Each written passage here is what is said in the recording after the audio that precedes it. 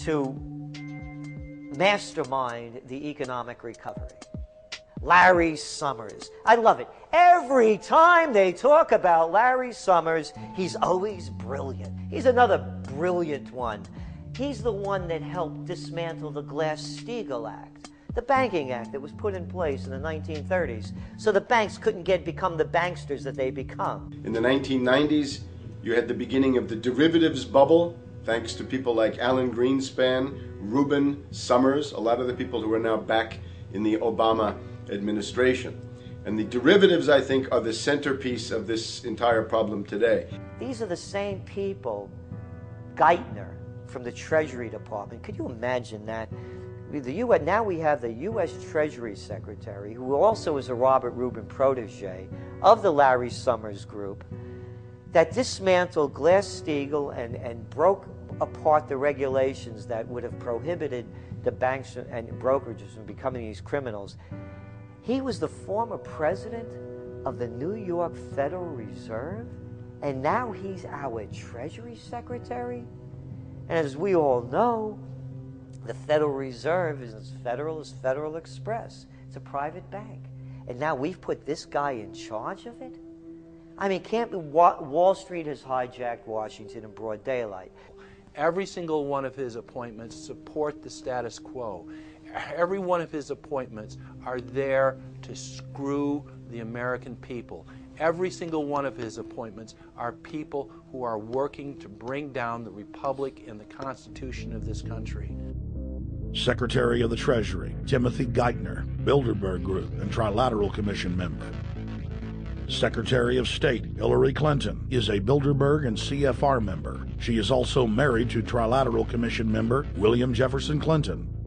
Ambassador to the United Nations Susan Rice, Trilateral Commission. National Security Advisor General James L. Jones, Bilderberg, Trilateral Commission, and CFR. Deputy National Security Advisor Thomas Donilon, Trilateral Commission, CFR. Special State Department Envoy Henry Kissinger, Bilderberg Group, Trilateral Commission, and CFR. Chairman, Economic Recovery Committee, Paul Volcker, Bilderberg Group, Trilateral Commission, Council on Foreign Relations. The Director of National Intelligence, Admiral Dennis C. Blair, Bilderberg Group, Trilateral Commission, CFR. Secretary of Defense Robert Gates, Bilderberg Group, Trilateral Commission, CFR. Deputy Secretary of State James Steinberg, Bilderberg Group, Trilateral Commission, CFR. State Department Special Envoy Richard Haas, Bilderberg Group, Trilateral Commission, and President of the CFR. Obama Presidential Advisor Alan Greenspan, Bilderberg Group, Trilateral Commission, CFR. State Department Special Envoy Richard C. Holbrooke, Bilderberg, Trilateral, CFR. And the list goes on and on. Even if Barack Obama were the most wonderful person in the world, he was groomed and brought to power by the global elite to carry out their agenda. Humanity must look past Obama and realize that presidents come and go, but the shadow government and their program of global enslavement continues. How could people be so stupid and gullible to believe a bunch of political people? So people who voted for Obama were trying to express, I think, first of all, something worthwhile. The hatred for Bush, Cheney, the neocons, the desire to punish the Republicans for their adventures, their police state, and their economic depression. The second question was on the economy. People felt that Bush was selling them down the river into a world depression. He is, of course, the new Herbert Hoover in that regard, so they were trying to get something different from that. The tragedy, of course, is, and this is really why Obama was groomed and prepared over a period of almost 30 years now, that Obama is there to frustrate and to deceive all of those hopes. Obama is a cruel hoax. He's a bogus sham. He's an absolute denial of everything that you'd expect from an American president. It is very disturbing to see well-meaning people falling for high-tech propaganda over and over again. It happened after 9/11. The American people en masse were swept into a mob psychology, irrationally throwing their common sense to the wind and doing whatever the administration told them to. The general public eventually caught on to the fact that George W. Bush was a deceitful thug and that the economy was in free fall. In the midst of it all, Barack Obama was there, speaking out against the abuse of the people at the hands of the establishment. With the election of Barack Obama, the world rejoiced that the United States was no longer in the hands of madmen. But unfortunately for humanity, this was another vicious fraud. I want to like the guy. He speaks gently, he's intelligent, he seems to be a man of peace. He is just as charismatic as they come.